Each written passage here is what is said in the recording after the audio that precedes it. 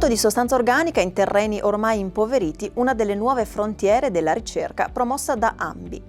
L'incremento della sostanza organica nei terreni, attraverso l'impiego di tecniche agronomiche sostenibili, è fondamentale non solo per la fertilità, ma anche per la valorizzazione del paesaggio e la salvaguardia idrogeologica del territorio.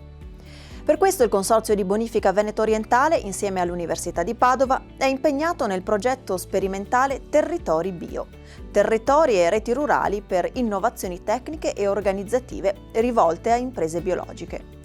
Questo progetto è finalizzato a promuovere un'agricoltura 4.0, a partire dai fabbisogni riscontrati in aziende agricole, sia biologiche che convenzionali, presenti sui Colli Euganei e nel Veneziano. In questo quadro, grandi sono le potenzialità delle colture di copertura, meglio note come cover crops, seminate nei periodi in cui il terreno non sta ospitando colture da reddito e utili ad aumentare i servizi ecosistemici, promossi dall'agricoltura a servizio dell'ambiente. L'attività in corso sta analizzando l'effetto dell'apporto di differenti matrici organiche e dell'impiego di cover crops sulla capacità di ritenzione idrica del terreno, volano fondamentale nell'assorbimento delle acque in eccesso.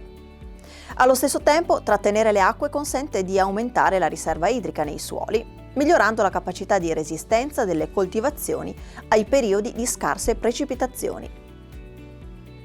Obiettivo della ricerca è quindi individuare nuovi sistemi di gestione agronomica con evidenti esternalità verso la tutela del territorio e la salvaguardia ambientale.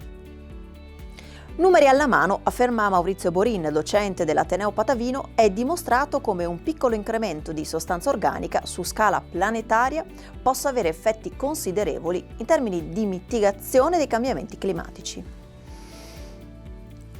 Un progetto simile a quello veneto è in corso anche sull'Appennino emiliano, tra le province di Parma, Reggio Emilia e Modena, ad opera dei consorzi di bonifica della Burane e dell'Emilia Centrale. Si chiama Life Agriculture e coinvolge 15 aziende impegnate a verificare come attraverso buone pratiche sia possibile contenere i costi di produzione e stoccare l'anidride carbonica nel terreno, garantendo una più efficace azione di difesa del suolo.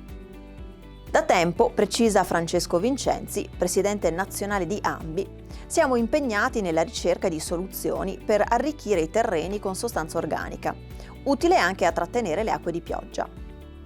Suoli impoveriti e crescente desertificazione sono fenomeni conclamati in alcune zone del paese, contribuendo all'abbandono dei terreni agricoli.